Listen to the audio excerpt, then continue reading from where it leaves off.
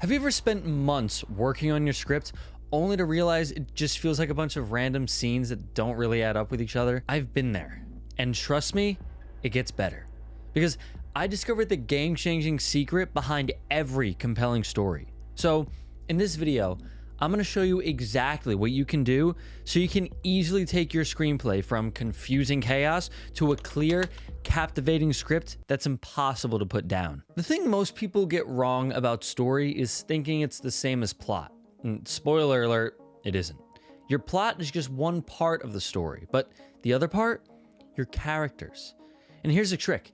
Your characters create the plot. Think of it like the chicken and the egg. The two have to evolve together. They're not separate pieces that you stitch together afterwards. Every single story you tell is seen through the protagonist's eyes. That means that the only things that truly matter to the audience are the things that matter to them.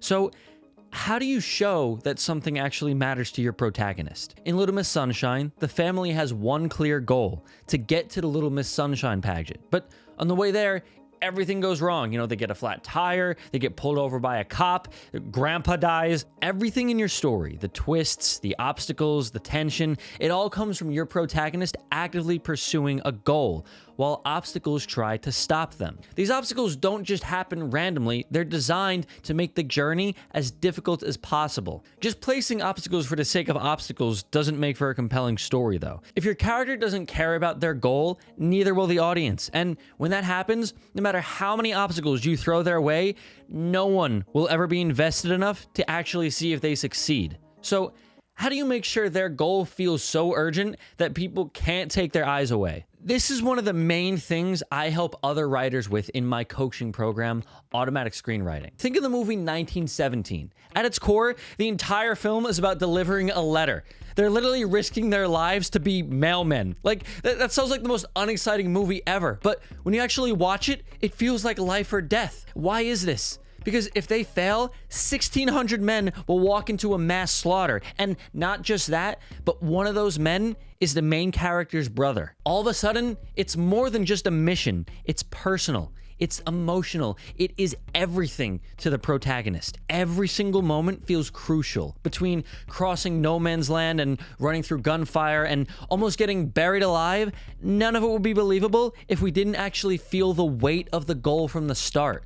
And the way they do this is by establishing earth-shattering stakes immediately. So, how do you apply this to your story? No matter what your character's goal is, make it feel important. Let's say your character's goal is to find his brother. If his reason is just because he hasn't seen him in a few years, that is not enough to drive your story. But what if he has to find his brother before the police do because his brother was framed for murder? And if he doesn't find him in time, then his brother goes to a max security prison where he's almost guaranteed to die. There's got to be a lot, you know? I just want to point out, there are exceptions to this. Like, comedy movies usually aren't very high stakes. I mean, the Big Lebowski is about him getting his rug back. So there are exceptions to this. But just in my example, do you see how the stakes just keep escalating? Like, the beauty of this is, you don't have to rewrite your entire script because your story is like a filter. Every piece of information you add will change how the audience perceives it. Right now, maybe the stakes of your story are, if my character doesn't get to the library on time, then he won't get the book he wants. You know, it's not exactly enticing. But if you change it to, if my character doesn't get to the library on time, his wife is going to leave him, now suddenly people are biting their nails, desperately hoping that he makes it. And this is because they know exactly what happens if he doesn't. And that's what separates characters from real people. Real people give up when things get tough, but characters, they're gonna do whatever it takes. So, how do you figure out whether certain obstacles actually belong in your story? Let's say you're writing a story about a woman raising a child on her own. Naturally, she faces struggles like child support or finding a babysitter and affording healthcare. But then halfway through the movie, aliens invade. I mean, sure, I guess it could be like an interesting twist, but does it actually belong in the story?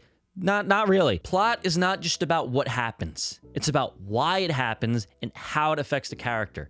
And this is where most screenwriters go wrong. They assume that obstacles just need to be there to make life harder for the protagonist. But the real purpose of an obstacle is to test their belief system. The best way to do this is to give your character an internal flaw, something that dictates how they face every challenge in the story. So, for example, say your protagonist is a professional athlete, and his flawed belief is that the only way to win is by using steroids. So every challenge he faces is a consequence of that belief. Maybe the steroids cause him to overdose. Maybe someone catches him using his steroids and they ruin his career. But here's the key. The flaw doesn't just cause his obstacles. It should also be the thing keeping him from overcoming them. If his goal is to win a triathlon and he thinks the steroids will help, ironically, they're the very thing that's going to stop him from succeeding. That is how you craft obstacles that matter, by making sure they're directly tied to your character's internal struggle. Because when obstacles force a character to confront themselves, that's when your plot stops just being a random series of events and actually becomes a story. But how do you even think of the right obstacles to use in your story? If you can do this, you'll have an endless supply of problems to put in your character's way. Like Good Will Hunting. A smart guy solves a couple of math problems and overcomes his inner demons. It sounds pretty standard, doesn't it? Yet it's one of the best movies of all time. And why? You know, you've got Matt Damon tearing apart another student in a bar. You've got Robin Williams almost strangling him to death, and the moment when Will breaks down crying into his arms. None of these moments exist just for the sake of drama.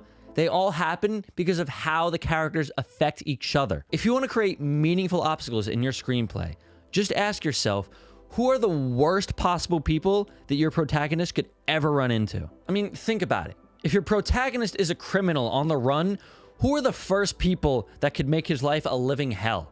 The relentless detectives hunting him down, the family of someone he hurt seeking revenge, or maybe the partner in crime he betrayed all those years ago. Every one of these people forces your protagonist into situations that test him, complicate his goal, and push him towards transformation. The trick is to weaponize your supporting characters. Make every person in your protagonist's life an active force, either helping or hurting their pursuit of their goal. If you want my direct help on implementing these things into your story, click the link below to join my coaching program, Automatic Screenwriting. But here's the problem. Just putting characters in your protagonist's way is not enough. If you don't nail this, your story will just feel like a collection of things happening rather than a gripping journey. And that's exactly what I got wrong in my earlier screenplays. I used to think that giving my characters a goal and throwing obstacles in their way was enough on its own to create a compelling story. But even after doing that, something just felt off. Somehow I was still writing what felt like a random series of events that didn't really tie together. It took me years to realize what was missing. It wasn't my plot, it wasn't my obstacles. I was making my characters passive. They had a goal, sure, but they weren't actually doing anything to move the story forward. Things were just happening to them. This is the real key to making your story work. Your protagonist can't just react to what's happening. They have to fight back. So how do you make sure that your characters are active? Every obstacle they encounter should force them to do something. You've already established that they want something and that there's stakes around it. So it only makes sense that they do something about it. For example, if your protagonist tries to talk to a girl, but her boyfriend beats him up, he can't just walk away and give up. That's not a story. The story is when he actually does something to change the situation. You know, maybe he schemes to get the boyfriend out of the picture, like manipulate him, set him up, or in a dark twist, maybe he even kills him.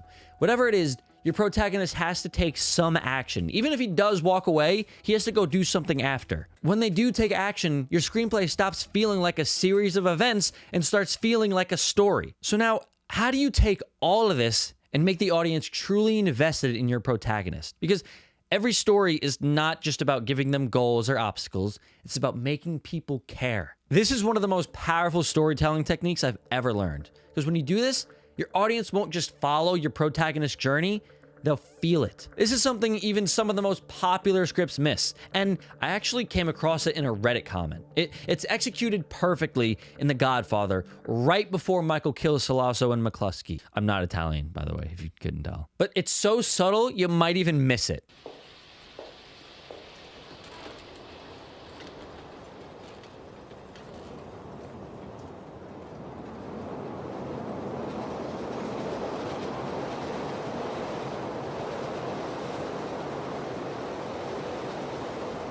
This is the epitome of show don't tell. Michael's about to kill people for the first time. It's a defining moment in his transformation. Just seeing that brief hesitation tells us everything. He's not a killer. Well, at least not yet. He's nervous. He's not even sure he can go through with it. And in that split second, we feel what he feels. This is what makes things stick with your audience. You know, it's not just about the action, it's about the human reaction behind it. So, how do you use this in your own story? Whenever your character faces something huge, don't just tell us what they're feeling. Show us how they process it. There are a million ways this can manifest. Like, if your protagonist gets fired, for instance, you know, does he get in his car and angrily just scream at the radio? Does he sit at his desk in total silence, gripping his coffee mug like it's the last thing grounding him? Get it? Coffee? Grounding? Sorry. Or maybe he goes home and just picks a fight with his family. It doesn't need to drive the plot forward, but it does need to reveal who your character really is. Mastering this is one of the keys to becoming a great screenwriter, but these are just a few techniques. If you want to go even deeper and learn everything I know about storytelling, check out my video 7 years of screenwriting knowledge in 44 minutes. Click on the screen to watch it now.